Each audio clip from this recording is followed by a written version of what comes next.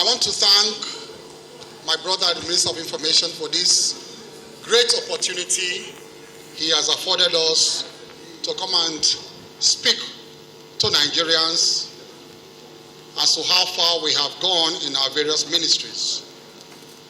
It's just significant to note that whilst we celebrate the 1-year anniversary of the Tinubu administration, this scorecard is a scorecard of 9 months of the ministers, because the ministers have been in office for 9 months. So we are giving a 9-month scorecard amongst the ministers. And for me, achievements of ministers within a 9-month context, within the context of a 9 months,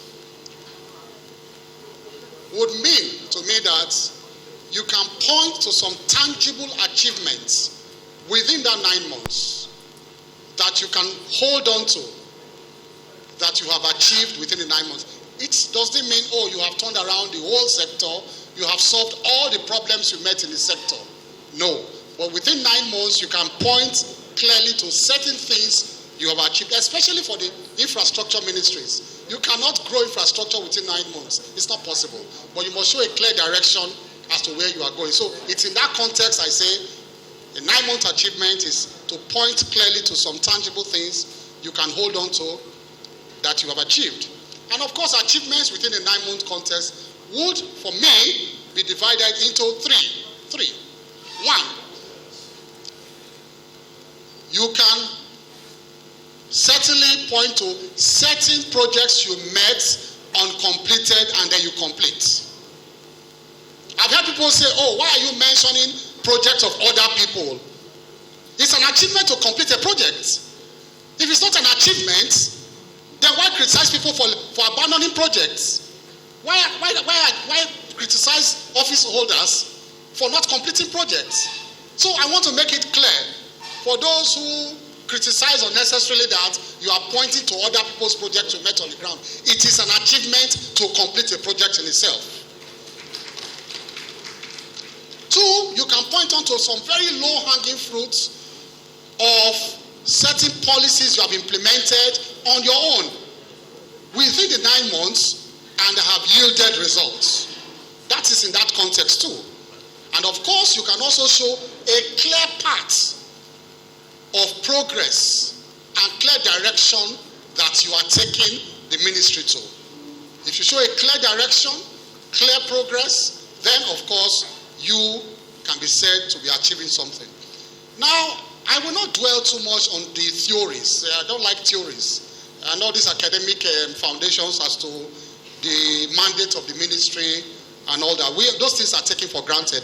We know it's the aviation sector. However, let's just zero down on our own tenure. Overall, we know the 8 priority areas of the Tinubu administration as a whole.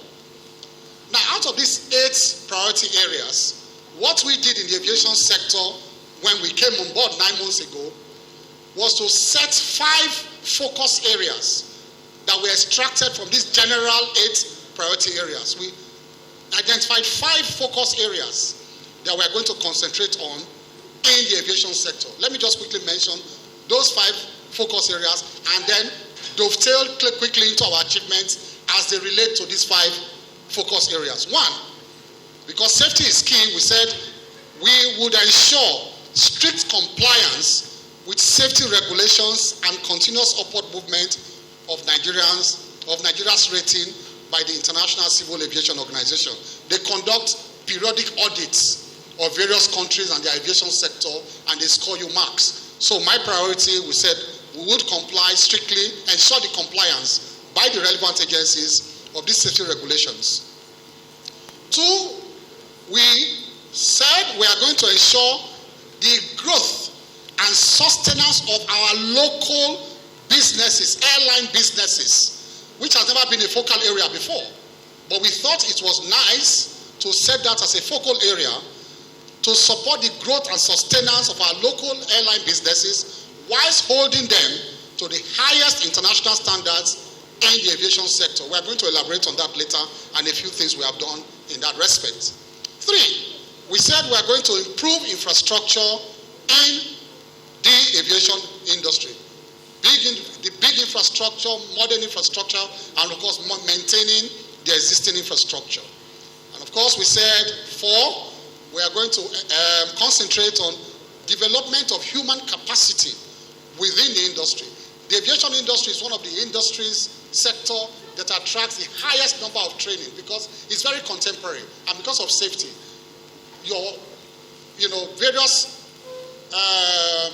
technical people within the industry, they have to update their knowledge almost periodically in order to meet up with global standards. And of course, we said we are going to the 5th one, we are going to optimize revenue generation, not impose new taxes. So we're not saying we are just going to optimize it. Leakages, areas where we thought there were leakages, were not doing well, we're going to plug those areas to optimize revenue within the sector. Now, how have we fared in terms of these areas and our achievements? Let me even start from the very latest, so we'll not go back very well. I just came back from Saudi Arabia. And I have good news for you from Saudi Arabia. I met my counterpart in Saudi Arabia on his invitation, and we have agreed. My counterpart is Jassim Saif Ahmed Al Sulaiti of Saudi Arabia. We have agreed that we are going to resume cargo flights between Nigeria and Saudi Arabia. This had been suspended for long, but now cargo flights are back. We have agreed to resume cargo flights between Nigeria and Saudi Arabia. Now, guess what? Globally, air cargo trade accounts for about 35% of the world trade. 35%. And air cargo trade, according to the International Air Transport Association, IATA, attracts about $6 trillion annually. And we are missing, within that, sector. We were missing. Nigeria was missing. In many routes across the world. We have just started with Saudi Arabia. We have achieved that. But I'm going to continue my interaction with various countries of the world that I think, we can benefit from in terms of resumption of the cargo trade between our countries. So that is back. We have appointed focal persons to work out the modalities. But we have achieved that in the aviation sector. But let me go back to the beginning. Within 1 month, this is not even one, within 2 weeks of our assumption of office, and this is where interministerial, cooperation comes in, something that has been protracted since the Obasanjo area, the second runway. The second runway, you all journalists, it had been a problem, like a sore thumb that was sticking out. Since the Obasanjo era, it was controversy after controversy after controversy. Some efforts started during the last administration, so we have to acknowledge that. In fact, certain seed funding was provided during the last administration, a year before the termination. But yet, the contractors could not move to sites. There was so many controversy regarding the settlers on that strip of land where the second runway is going to pass through. And the danger of operating a nation's capital, a nation with just one runway. We can't even imagine the dangers of just using one runway in the nation's capital. We thought that was priority once we came in. Just imagine foreign heads of state coming in to Nigeria one day, and there's a problem on the runway. Where are we going to divert them to? Where? Another country? How? Are we going to cancel the conference if they are coming for a conference or a state visit? So it's inconceivable that a nation's capital will be operating on one runway, and we have been doing it for many years. But guess what? It didn't take 2 weeks, less than 2 weeks when we came in. Using our God-given skills as lawyers, it was not difficult for us to engage the people. And it was out of court resolution. It was resolved with some assistance from the Ministry of FCT. With some assistance, it was resolved by us with less than 2 weeks. They agreed, they pulled out. There were 1 or 2 things here to be resolved, but the contractors have moved to site, and I'm happy to tell you that the construction of the second runway has started. It has started. Anytime you are landing Abuja, look to your right, because you always approach from the south. Look to your right, you will see the second runway. It's visible. You will see all the trucks there making the runway and clearing it. So the second runway has started. Before we came to office also, of course the new terminal in Lagos was ready. We have to acknowledge that. But it could not be used. They could not use the new terminal. It was put to very minimum use. They could not optimize the use. Why? Because there were certain defects, structural defects, architectural defects, operational defects within that runway. Within 1 month, within that, not runway, I'm sorry, within the building. Within 1 month, we found a solution to those problems. And we ordered all the international airlines to move to that new terminal in Lagos. And before I came, they said it was impossible. That was the word they used. Ask them, the fund people are here. They told me as minister that it was impossible because of the problems there, that they could not use it. And I said them that the renewed hope agenda is about making the impossible possible. That is the renewed hope agenda, making the impossible possible. So I blocked my ear to civil servants telling me it's impossible. Civil servants, permanent secretary. I told my colleague, don't let civil servants tell you that it's impossible. Oh. Don't mind them. Oh. Follow your political objectives, your clear objectives. And I blocked my ears. I said, let the place collapse first. Enter there. Let me see the problem. Enter first. And that is what they are using today. Impossible has become possible. That's what they are using today. First of all, they said the big aircrafts could not come in and anchor. So that's one reason why international flights cannot arrive there. I said, so then why build it? Who approved this design? They said because some hangars were blocking the... I said, I have traveled to Turkey. I have traveled to Doha. I have traveled... People enter buses when they land. Park them somewhere, enter buses. Let's use it. And that's what they are doing. In some area, they are doing that. So, we have made it fully functional, the new airport in Lagos. We also got some cooperation. This is also another interministerial cooperation from immigration, which is the Ministry of Interior. And through a PPP, we had to remodel under our watch. Go and look at the arrival of the Wing E of the International Airport in Lagos. Wing E. It was through PPP, quick thinking with PPP, immigration and, because immigration and FAN, they are in charge of certain parts of the airport, especially where you arrive. Departure is not that, but where you arrive, immigration. We got PPP to come in. They smashed down the entire arrival of Wing E, and we got a brand new Wing E of the International Airport in Lagos. So that's a low-hanging fruit, and we have achieved that. Go to Wing E, not D. We are still working on D. But Wing E, the arrival of Wing E, is a brand new arrival we have in Wing E. Now, we also met on ground one runway in Lagos. Of course, Lagos has always had 2 runways. But we met one runway in Lagos that was only functional. Because a year before we came to office, the second runway called 18 right. We have 18 left. And 18 left was functional when we came in. Of course, with some little problems here and there. So we're managing the 18 left. But 18 right was totally non-functional and it was closed down. Totally. And we felt that was danger for Lagos. Abuja 1 runway, Lagos 1 runway operational. And so we quickly went to work. It was the low-hanging fruit. That one was initiated by us. We got people, we got funding somehow, and we quickly resurfaced and repaired 18 right, and 18 right was opened just this year. And so we have 2 functional runways in Lagos. Another issue that we met on the ground, I'm sure we all know this issue, was the issue of trapped funds of the international airlines. Their funds were trapped here because of lack of liquidity, on the part of Nigeria because of so many subsidies we pay with our foreign earnings. And so foreign airlines were threatening to stop operating to Nigeria. Now, I must give credit to all those in the financial sector for this.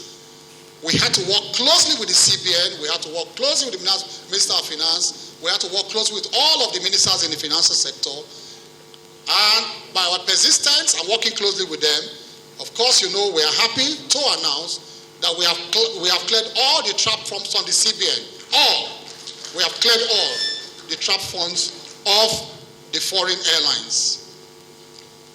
And of course, then we identified the issue of assisting our local airlines.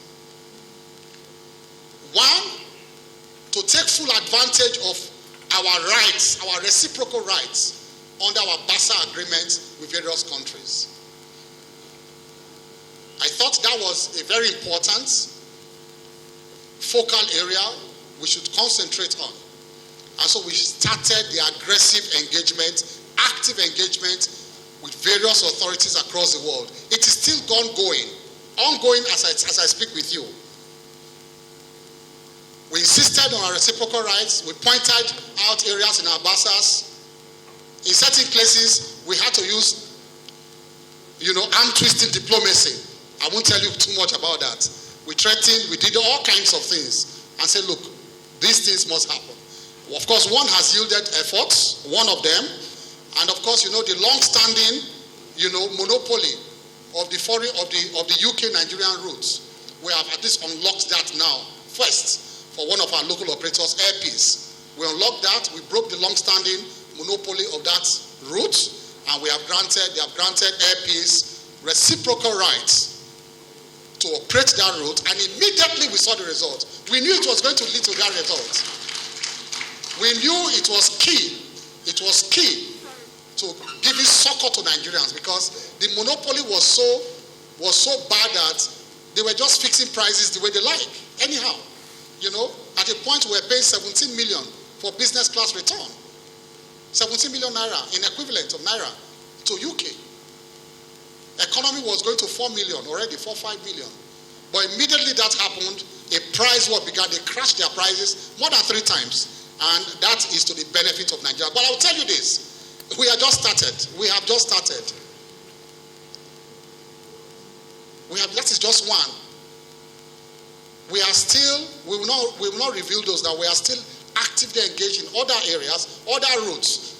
Because there are so many busy routes Nigerians, operate. And so we are going to engage. As the results come out, we are going to be announcing those results to Nigerians. And that, of course, is what we are doing with the United States now.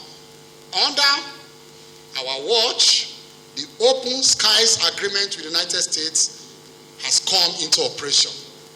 We are pushed for that. Open Skies Agreement with the United States. And what does that mean? We signed that BASA since 2000. We ratified this since 2002. But it didn't come into force.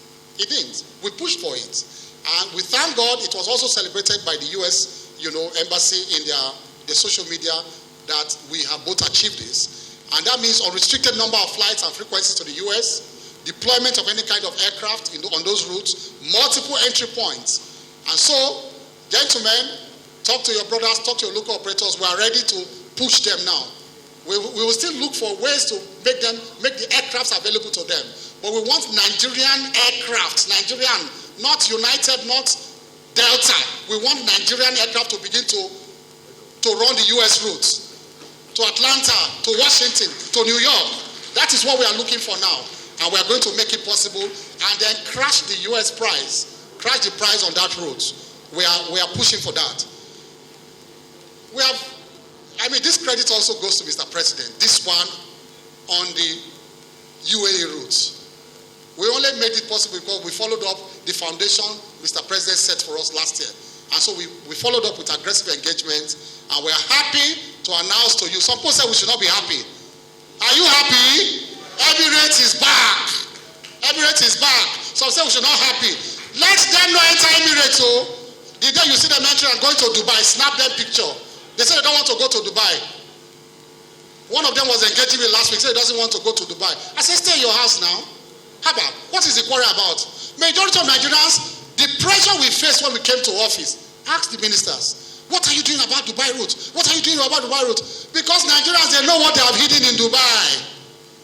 They have invested so much there. Nigerians have invested so much in businesses, in real estate, and then all of a sudden you cut them off from their businesses and real estate and everything. That's another matter, whether you want to criticize that or not, but at least they have invested there. And you make it impossible for them to go there. So we are not pursuing our own agenda. We are pursuing the agenda of Nigerians. Nigerians, what will make them happy? So Mr. President led that charge himself. Went there on diplomatic shuttle. Got all of these foundation, for us ministers to follow up. And we are happy that for us in our sector, we have been able to crack that impasse. We are back to Dubai. The issue of the visa restriction is just a matter of days or weeks. That will be announced also. Emirates have been announced. Now, we have also done, a lot of the Hajj terminals. And that's for our very good Muslim brothers and sisters. When we came, we met so many of the Hajj terminals nationwide that have been neglected. And so we went on aggressive, repair of the Hajj terminals. If you go around now, you see how well our pilgrims are treated who are now going to the Holy Land. Hajj started 2 weeks ago. Beautiful. Go around. You will see how much of the Hajj terminals we have renovated. And we are happy. Because of that, certain spots in the country that were not operating Hajj from before, because of this dilapidated, infrastructure, we are airlifting pilgrims from those centers this year. Kebbi is number one. Kebbi was not operational last year, but the governor helped us very well, and we cooperated with the governor. We started Hajj from Kebbi this year. Ilorin did not lift last year. Ilorin did not lift last year because there were no runway lights. Can you imagine? Because for you to use an airport as Hajj terminal, as Hajj, to lift the pilgrims, you must turn it to a full international airport. And all the facilities must be there, including a fuel dump for Jet A1. We did that with Ilorin this year, Kebbi this year, and Hajj is being operated from Ilorin this year. We put all the runway lights in Ilorin. So all the Ilorin people, please raise your hand. Ilorin, congrats, Ilorin. Kwara, we are back. Hajj is back in Kwara State. The first university, yes, the first African and aerospace university in Africa started, conceptualized by the other administration, the former administration, but under our watch, under my watch, the university has taken off. It was conceptualized by the old administration, but under our watch, first African and Aerospace University, we have taken our first input this year. It has taken off under us. And it's in aviation business, meteorology, and environmental sciences. We have started with those 3 courses. More courses are coming, and it's the first Pan-African university dedicated to aviation, aerospace, and environmental science. So please tell your wards, your brothers, your sisters, your nephews, your nieces, to apply this year. It's an exciting field. Aerospace, aviation and aerospace is an exciting field. Together with my colleague, the Minister of Interior, we collaborated, and just last week, was it last week? Or last 2 weeks, we both unveiled the state-of-the-art advanced passengers information and passenger name record office facility at the headquarters of the Nigeria Immigration Service. That is where it is, but it's not, it emanates from the airport, all the data emanates from the airport, but then the command center is at the immigration office, so it's an actual interministerial cooperation. The NCA is cooperating with the immigration to make that happen. And what does that mean? It means that before passengers arrive in Nigeria in the first place, they know those who are coming, they know their profile. They know everything about them. And once they come, instead of all this long story of trying to interrogate you and all of that, they know you already. If there's a red flag, there's already a red flag on you already. Advance before you arrive. And there's a command center. As you are swiping your passport there at the airport, They are seeing who you are at the command center. All the information they are downloading there immediately. So it's a complete, advanced passenger information system. We unveiled it. They said I have 1 minute, and we still have so many achievements. But let me stop because you said yes, we have achieved too much. We have a whole presentation on the way forward. I mean, that is even key, more key than even the achievement. Where are we taking the aviation sector to? What's our clear vision and roadmap? We have a full presentation on that, but I'm going to, touch a sprinkling of that whilst answering these questions, because they have all been answered actually by the way forward. Now, the first one about toilets, chillers, oven, and the poor state of our airports, we had an answer for that before on our way forward. And that is the fact that Mr. President has said, and I've told him, we are starting the concession process all over again. We will start it all over again to make it more transparent. That was something we met inchoate on the ground, and I'm sure you all know that. The concession of our major airports. And why are we doing so? It has long been agreed upon. We all agree, you and I, the bureaucracy cannot run public utility. It's impossible. So let us not go and argue that. Let's not argue that. It has been established. And I apologize for saying so. The bureaucracy cannot run public infrastructure, because that is why they call it bureaucracy.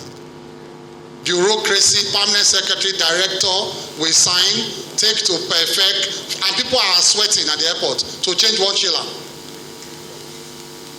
to change one lift that broke. The file is passing through 15 tables, and people are shouting at the airport, the minister is mad, and the file is still passing for 6 months to approve. We are waiting for releases from budget. We are waiting releases from budget. It's not possible. It's not possible. So if any minister comes here to tell you that this is a lie, that's the truth. We do remedial work today, tomorrow is back to square one. I start doing approval again. So it is only when you remove bureaucracy that you can, as you fix your toilet in your house, there's a leakage, plumber come, do it. The thing is broken, plumber bring a new one immediately. That is how I run my house. Until you run public utilities like that, it's not going to happen. So whilst we try to manage what we meet on the ground, we've met on the ground in terms of civil servants, do your work, we urge them. We have a department of customer protection, we have a works department. We try our best to push them. And so you will still see the problems until we do full concession of this airport and they are run professionally like private businesses. We are going to have these problems. That's the truth. So that's what we are doing. And the whole process, the president said we'll go for the best in the world in terms of airport management. And you know him before, that's what he wants. He said we'll go for the best, we'll do for the best, and we'll make a transparent process that all Nigerians, the House, our compatriots, the National Assembly, they won't complain like they complained about the last process. The unions will carry them along because the unions are very important in that process. The unions will carry them along to ensure and assure them that their interests are protected, and Nigerians will see the process that are transparent. So that is one of our way forward on that.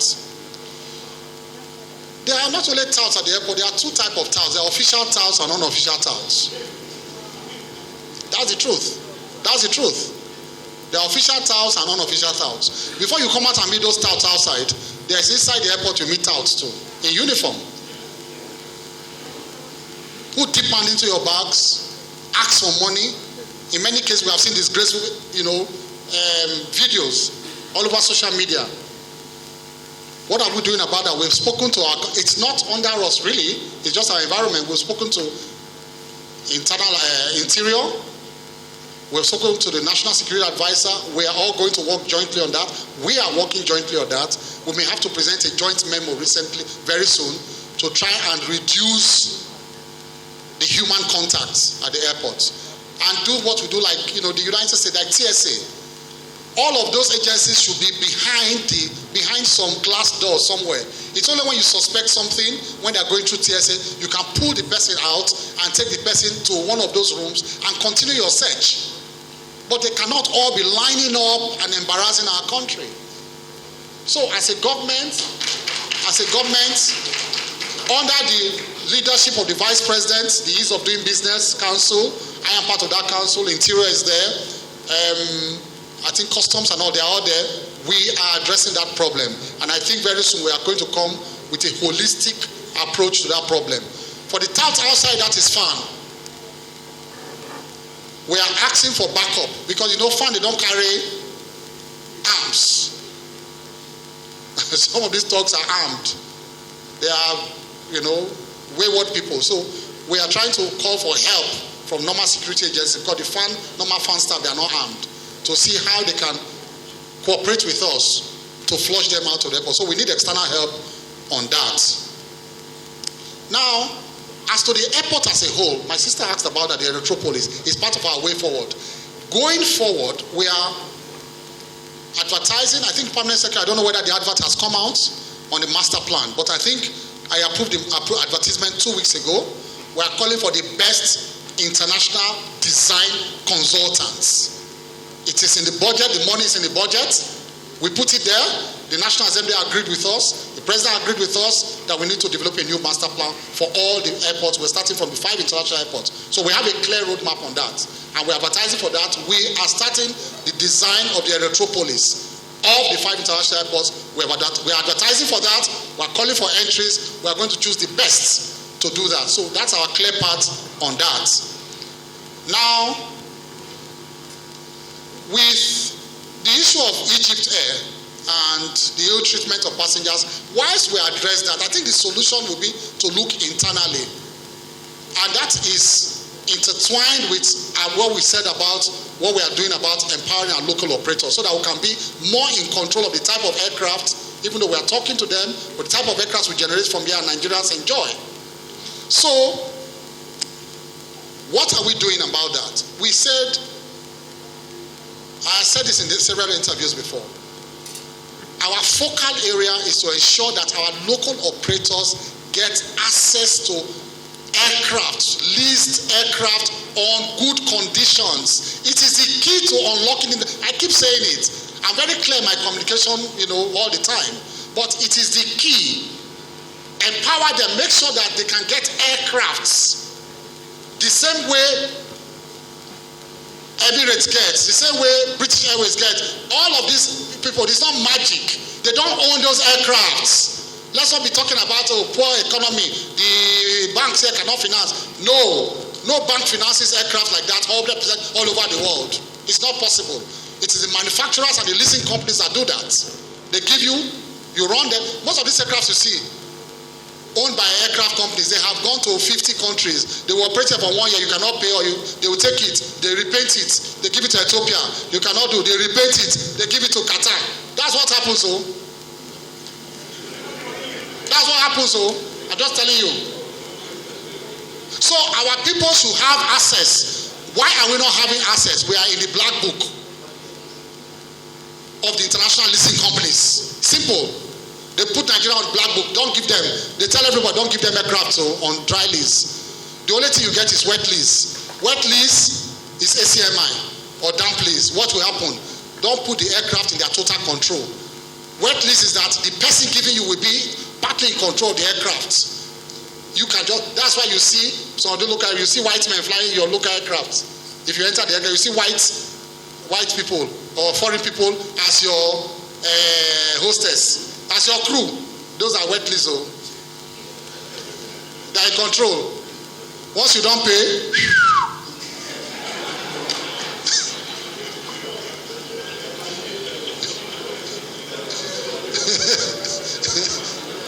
they are gone.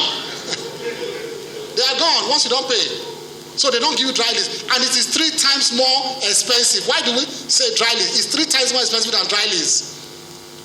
Because you pay in dollars, pay the crew, pay the pilot, pay everything. And when you park the aircraft at the tarmac, you must have a full tank. Full tank, because in case they have to fly out, they won't look for Jet A1. Any day you are parking, you must fill the tank. It's the agreement. Fill the tank. How do we escape from that? That is what we are almost there. We are almost there. It's my focal area. Gentlemen, I am almost there. I'm almost there. I'm almost there. Just wait. You'll be proud of us. 6 months. Wait. Last week, the Chief Justice of Nigeria, Chief Judge of the Federal High Court, Justice Keyamo of the Supreme Court, the Attorney General of the Federation, myself, we held an early morning meeting. The Supreme Court. Early morning. It is my profession I'm using to bear on this, so my own goodwill. As senior advocate, I said, everybody, I beg, come look at this problem. Let us amend our practice directions. No court order to give injunctions to give aircraft here, please, I beg. They agreed with me. They are doing it now. We are drafting it. We are drafting it now. We are going to amend our practice directions so that we give the investors full confidence, which is what they asked of me. They said, can you give us confidence? If you can. That's what I went to do with France, with Airbus. Boeing, we are signing, the agreement is ready, we are signing this week, Abi. Who are they? Boeing, they have concluded an MOU with me. We are signing this week.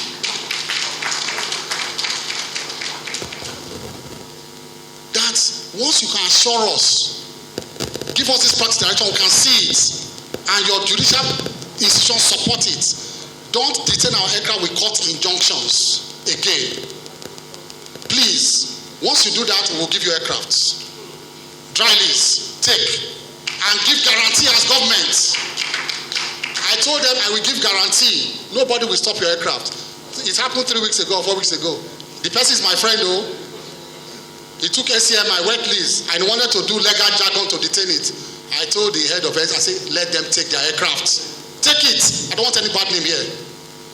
I don't want any, let's say they are telling and you are not, have you paid, yes or no? You have not paid, take the aircraft away. And they wrote me letters. Go and see my letter. Thank him. He said, they have not seen this kind of minister before. International bodies, lawyers from across the world, they were writing me, thanking me. That this is a new path we are taking, that they are telling the leasing companies that there's a new sheriff in Nigeria. Take your aircraft there. So once we get to that point, you will see competition on international routes. You will see them. We'll crash the prices. We'll crash the prices. And you will get very good aircrafts as Nigerians to be challenging on all these routes. One more thing we want to do about that, and I want to say this publicly to our national Nigerian insurance company, I think it's Nikon, Nigerian Insurance. We are also begging them on that, because all the international leasing companies, they said they cannot place the risk in the local market here. One, our insurance, I apologize, they said they don't have the capacity to take the insurance for these big assets. If you give them the insurance, they are going to reinsure again outside, and that makes it double. It makes it double. So they are telling me, they are appealing that please let them place the risk in the international market. The lease for this just those two issues. If they can place the risk in the international market, but we also need to appeal to our insurance commission here to amend that part to say, look, for dry leases, allow us to place the risk in the international market. So first of all, to make it easy and cheaper to lease, and to give them confidence too as to the security of their assets. We are also, in clear path going forward, we are attracting the big one, which is the MROs. I know the industry people, they want to hear this. It is a clear path we are going. We are focused on attracting international investors to come and establish MROs in Nigeria. Without doing that, when you attract these players to come, when you bring them in, it's still the same old problem. We call them 10 persepini. You bring them in, you will still take them out for repairs and for sea checks, and then you have to source for foreign currency to do that, source for foreign exchange, and all of that. I'm not always having time. You have to source for foreign exchange to do that. So the only way to do it, as you're attracting the aircraft into Nigeria, you must put the mechanic workshop here. The whole of West Africa, no MRO for the wide body, so we still have for the Embraers and all that. We have some MRO for the Embraers, but for the wide bodies, we don't have MROs in the whole of Africa. But luckily, good news, IBOM is almost there now. IBOM is doing the first massive MRO in Nigeria, and I went there. Recently to just oversee the facility, and I promised them full government certification and support. And it's been undertaken with Airbus. Airbus officials are there equipping it, and they are 90% ready. IBOM is 90% ready with one of the biggest MROs in Africa right now. It's there. So we are focused on bringing the MRO so that we can do our A checks, our B checks, and our C checks here in Nigeria. Now, we are also making conscious and gradual efforts towards embracing eco-friendly practices, which is actually what the world is about now. Eco-friendly practices and green technologies in line with ICAO's long-term global aspirational goal of net zero carbon emissions in the aviation sector. So they want us to apply, first of all, the type of fuel that does not burn so much, that is low carbon emission. They want us to use green airports to do green airports. And guess what? That is why we want to eliminate the use of diesel to run our airports gradually. We have more than 50 proposals on our table. The PS can say that, can testify. 50 for people who are coming to run our airports to establish with their money on solar. They want to run our airports on solar. And that will save us so much every month. Lagos Airport alone, I am told, we do 1 billion naira monthly on electricity. And I said, why? That's something I'm still trying to crack. I said, why? The first thing I said they should do is to bypass the disco and go to the Genco, because we are what they call eligible users. We are eligible customers. So why do you pay a disco that will put profit on top when you are eligible customer? Cut them off, go to the Genco straight. We are doing that, and they are protesting up and down to go and meet Mr. President. I said, go everywhere, except Mr. President tells me to pay the extra money. Because by doing that, we are saving 30%. We are saving 30%. So if we are supposed to pay 1 billion, we are going to pay 600 million in total, in terms of consumption. Because you know, those airports, unlike the other ones that we shut down by 6 o'clock, those airports must run 24 hours, Lagos and Abuja. All the international airports must run 24 hours because of flights coming in internationally. But the other ones we shut down by 6 o'clock. So those are very expensive to run. So we want to run on solar. And we have so many proposals now to turn them into green, environment. We have more than 50, and they are bringing their money. They are not saying, we don't want your money, just pay us.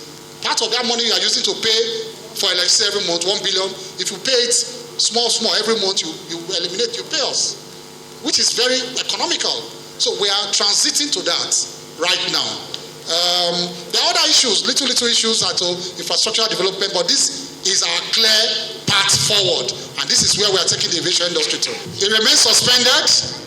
It was never Air Nigeria. It was Ethiopian Air trying to flag our flag. It was not Air Nigeria. That is the truth. There was not in Air Nigeria. It was only painted Air Nigeria. It was Ethiopian airline trying to fly our flag. If it is so, why not allow our local people fly our flag? Why bring a foreigner to fly our flag? So nobody should deceive you that it was Air Nigeria. Air Nigeria must be indigenous, must be wholly Nigeria, or must be for the full benefits of Nigeria. Not that 60% of the profit was another country. How does that benefit us? How? It remains suspended. It remains so. Please, can we put our hands together for the new sheriff in town?